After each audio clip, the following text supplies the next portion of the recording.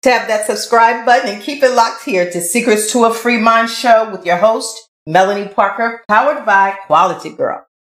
In this episode, we'll hear from a retired IBMer and personal chef on Body Boost, eating to destroy diabetes. Keep it locked.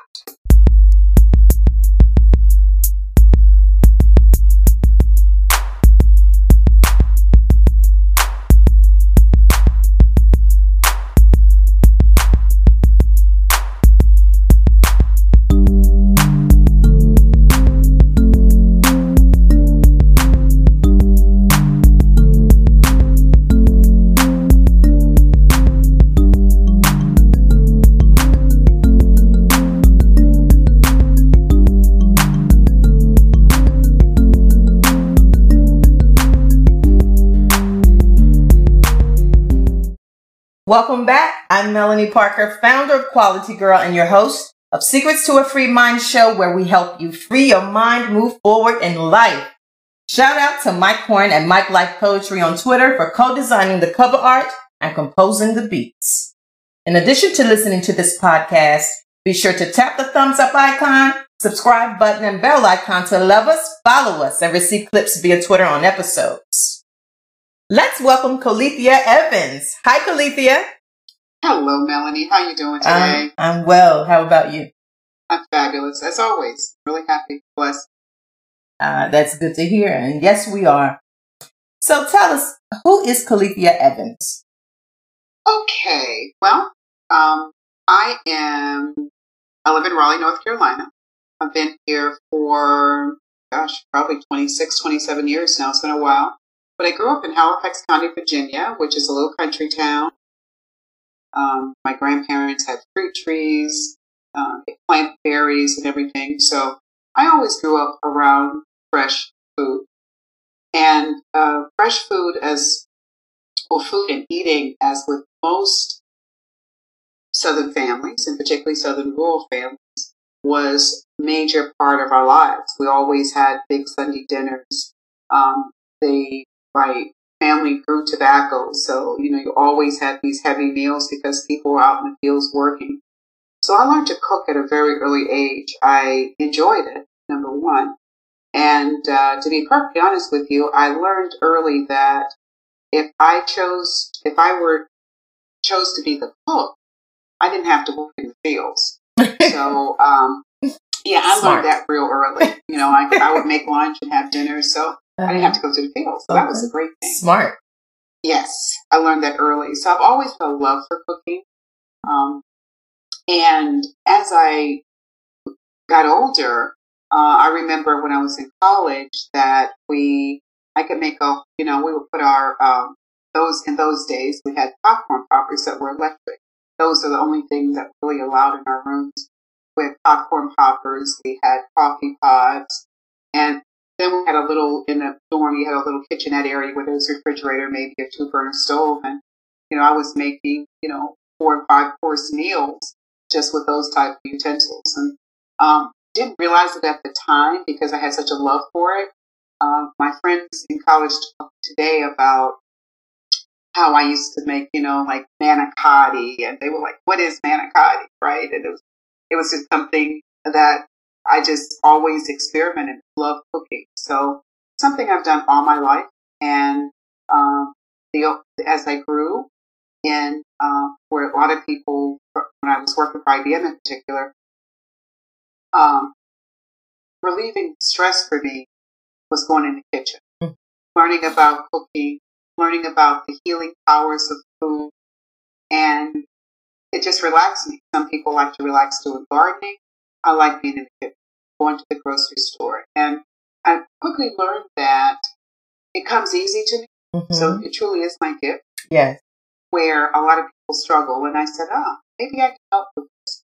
And I initially started with, just people wanting me to help them shop in the grocery store. Right? And those things we take for granted, but just, really how to shop and how to prep and prepare and simple tips. But I started, like I said, making meals for people who had health issues, and it just kind of grew from there.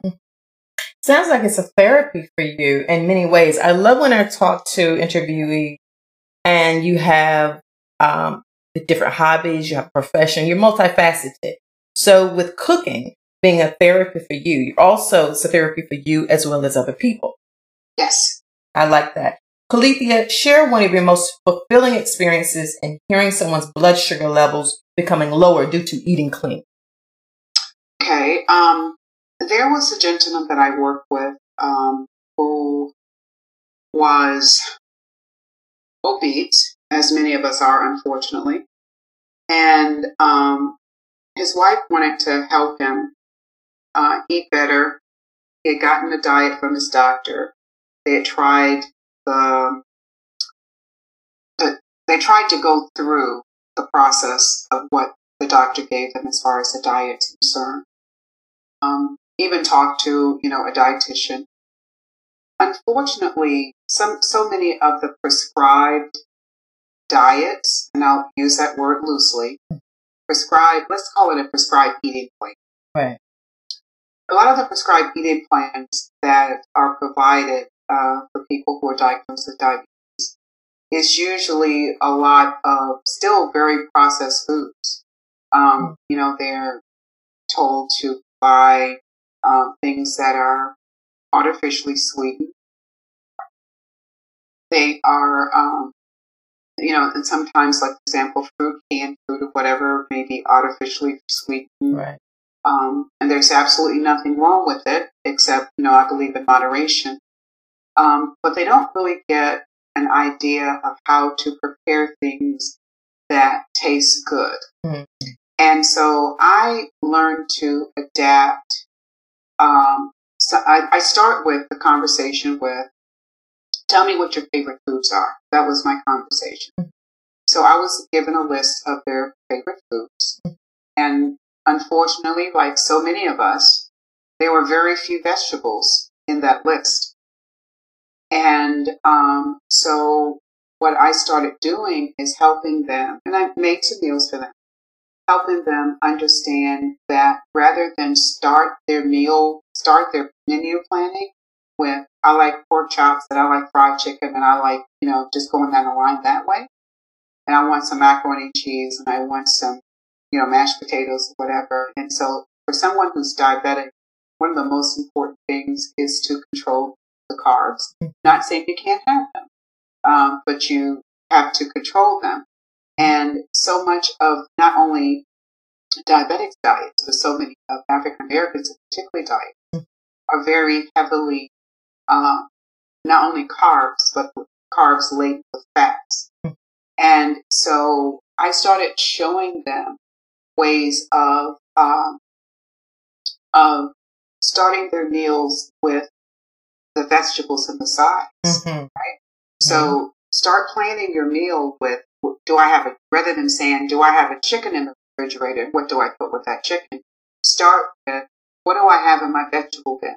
Do I have a cabbage? Do I have some greens? Do I have some, whatever that vegetable is? And it turns out that it wasn't that he did not like vegetables. It was more of, that's not the way their meals were. I mean, they were very comfortable with eating out like we normally do, grabbing that fried chicken with mashed potatoes and biscuit from wherever, right? Mm-hmm. And that was dinner, and they thought that was perfectly okay. Or throw some coleslaw in there. Mm-hmm. And it used to be cabbage, but now it's, it's mostly mayonnaise, right? Mm-hmm. That's right. So basically, what we started doing is I did a hour and a half grocery store tour, and just kind of took them through where to shop in the grocery store. And, you can go around the perimeter of the grocery store. You walk in and you go left or right. And on that perimeter is where you see the vegetables, fruits. Mm-hmm. And then on the other side, you'll see the dairy, the breads, and in the back, you usually see the meat, the seafood. In the middle is where many of us hang out. Right, that's true. The processed area. That's exactly right. And that is horrible. Yes. For, it's horrible for a diabetic. It's horrible for anybody, particularly for a diabetic. Mm-hmm. And So we started with some, vegetables they were common with, like, okay, for example, cabbage, right? Cabbage is very low in calories. Cabbage can be cooked a many different ways. And instead of we've always put pork. We're Southerners, so we tend to put pork in our vegetables. So I said, okay, why don't we try to use something else besides seasoning with pork? Right. And I even eventually got them away from just smoked turkey. You have to take babies.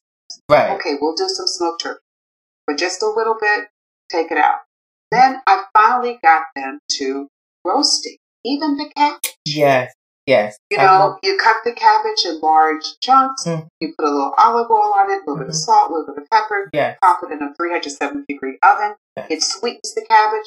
Put a little red pepper, a little vinegar, a splash of vinegar, balsamic I like. Yeah. And you have a wonderful meal. Yes, you do. And quick and easy. Because I like to throw the meat on one side, the vegetable on one side, put it in the roaster, boom. That's a meal. That's right. That's exactly right. Yeah. And so, because so many people think that, cooking is so hard, it's so labor intensive, we make it that way because of the way we do it. And the way we think about it. And the way we think about preparing. And prepping. Yeah. The vegetable bin tends to be the death bin. Because we bring it home in those little plastic bags, we throw it in the refrigerator, and we think about it 4 days later, and all of a sudden it's dead. That's true. That is so true. We start with vegetables they like the green beans. Okay, we're not going to season them with anything. We're going to just put a little bit of olive oil and garlic, salt, and pepper. Start using herbs that you never used. Right. Because we use, what we use? Too much salt. Too much salt and pepper. We use salt, pepper, and hot sauce. And hot sauce. That's that. You got that right. And Colethia, let's revisit what you said about you started their list with the clean food first. You're getting their mindset focused on clean first, and then the extras or the items that they will eat in moderation will be kind of pushed to the side and a little less without them even realizing. So that's a very good point. I like that. And if you think about it, Melanie, when I look at and I know you've eaten before, but I'm just thinking about just a normal meal at my house would be 3 to 4 vegetables, and then we'll have that main protein, whatever that. Very good. Very good. So yes. Now this leads to also the next question: which colorful food choices might we purchase deliberately when at the grocery store or market? Okay, so I love that question. I am naturally drawn to bright colors. Okay, I like vibrant food. Yeah, I like to wear vibrant colors. Yes. So I'm looking at the reds, the yellows, oranges. Something that is very prevalent for North Carolina and also good for people who are trying to decrease their carbs and high glycemic levels. Sweet potatoes. Yes. Sweet potatoes. Winter squashes. All of them. Oh, yes. Butternut. Acorn. Spaghetti squash. Yellows, oranges, reds. And those winter squashes we kind of ignore. We think about a pumpkin. And that's probably about as far as we go. But butternut squash now is absolutely, you don't even have to buy the whole one anymore. All the stores prep it for you. Butternut, acorn, all those squashes are low in calories, very high in vitamins, vitamin A in particular. So I start with the oranges, the yellows, the reds. Even with peppers, okay, red peppers are sweeter than green peppers. Red, yellow, orange. Experiment with them. Yes. One of the things that I told this couple is try something that you've never tried before every week. Yes, look at a fruit or vegetable and try something you never tried before. I would say any of the leafy greens, things that we like, anything like broccoli, any type of green, whether it's collard green, mustard greens, kale. I love kale. Cabbage. Also, the yellows and orange vegetables. They're a little bit starchy, but they're lower in starch than some of the others as far as from a carb standpoint because they're complex carbohydrates. So that would be like the sweet potatoes, some of the squashes. Once again, those would be, that they would not dominate your plate. You would do that. You would add those as sides. The other thing that's good are the low glycemic fruits, such as any kind of berry. Raspberry, we're in strawberry season now, which is great. Raspberry, blueberries, strawberry, kiwi, which is one of the fruits that this couple had never tried before, and it turns out they loved it. It's like, it's a little fuzzy thing, they didn't know what to do with it. You cut it, you peel it. And in today's environment, everything is on the internet. So if you don't know what it is, you can look it up and figure out what to do. That's right. So anything that's low glycemic and has a lower carbohydrate rate are excellent. So like I said, beans, peas in moderation because they're very complex. But beans are a very, very good source of protein as long as you use that in moderation. Right. So like I said, leafy greens. And the other thing that we don't do a lot of, which we really should do more of, is we don't eat a lot of raw vegetables. Yes. We may eat you'll see that little tray at a party or something. So we'll have along the carrots and the celery, but we don't go beyond that. I have become to love cauliflower. I've been doing so many different things with cauliflower now. That's a really good vegetable. You can substitute cauliflower for potatoes. You can, as you're weaning away from some of the potatoes, you can, if you like mashed potatoes, throw half potato, half cauliflower in it. And you can't tell the difference. You really can't. That's a good point. Good idea. I roast cauliflower, seasoning it up really nicely, put some red pepper on it. You can throw some onions, and I'd even turn cauliflower, like I would just steam it a little bit and turn it into like a baked potato, throw a little bit of cheese on top, just a dollop of sour cream if you like. I only eat turkey bacon, so I'll sprinkle a little bit of that on the top, and it's like a baked potato. But you know what the base is? The base is the vegetable. Very good. The other thing that I recommend people to get more vegetables in their life is soup. Soup. I'm not talking about your creamy soups. Right. I'm thinking, we know that broccoli cheese is kicking. Oh my God, it's calling. Yes, it is. And we love that. We love those loaded baked potato soups and all that stuff. Okay. Like I said, in moderation. Yes. However, soup is 1/2 water. That's also a good use of those vegetables that you think you're going to throw away. Don't. I always keep low sodium vegetable broth in my pantry. And a can of tomatoes, low calories. Look how many vegetables you have. Very good point. Very good idea. Now, to reduce synthetic medicine intake, which supplement should one take to lower blood sugar levels?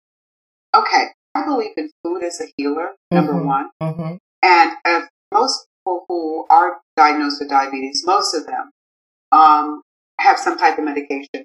So supplements, some of the supplements will interact with that medicine depending on your body. The only thing that, and I still would say, contact your doctor first, that tends to go hand in hand with someone who's diabetic or pre-diabetic is low vitamin D. And even I, a few years ago, had a severe vitamin D deficiency. That to get it back up to speed, I had to take like 50,000 milligrams of vitamin D a day. We're not outside as much as we used to be, and African American women in particular tend to have low vitamin D levels. But vitamin D goes hand in hand with helping reduce blood sugar levels. So check with your doctor, check your vitamin D levels, and see if it's okay to supplement. In most cases, it usually is. Okay. Now, since you mentioned exercising, let's jump to that question. Which type of physical activities do you suggest? There's nothing better than taking a nice brisk walk. I've known people to, who have health issues to get a dog. Mm-hmm. Now, a dog is work, Mm-hmm. but the one thing about a dog is that you're going to at least get out there and walk a couple of times a day. Anything that you enjoy doing, Mm-hmm. I think you'll stick to it. People are doing line dancing, which is a wonderful exercise. Yes. I happen to used to really enjoy line dancing. Mm-hmm. The thing that I enjoy now is water aerobics. Yes. It's lower your Mm-hmm. joints, but you work up a really good sweat. So Very. I guess the thing is, any exercise that you enjoy Mm-hmm. is one that you should do. Very good. But do something. Good point. Colethia, any ideas on helping people to rest better? I think the easiest thing is to disconnect from technology. We are in a 24/7 environment where we're always on the phone, we're always watching on the computer, we're always, on Facebook or whatever. And if we could disconnect from our phones in particular, 2 or 3 hours before we go to sleep, I think that works. Good point. The other thing that a group of us are doing is meditation. About 8 o'clock at night for like 15 minutes, just something to quiet your mind, Yes. To get down. And in today's environment where there's so much negative news and everything, in particular, do not watch the news before you go to bed. That's true. It really does disturb your sleep. So trying to find a peaceful environment and making your room as peaceful and calm as possible, I think is the best way of getting good rest. We've gathered a lot of great information from you today, Colethia. Well, it has been my pleasure. I'm sure it is ours. It's ours as well. Any resources you'd like to share with us? I do. There are 2 websites that I really do enjoy, and they have all kinds of recipes and strategies and tips for clean eating. One of them is called cleaneating.com. They have a newsletter. They have recipes. They have resources to help you eat better. The other one is Eating Well, EATING well.com.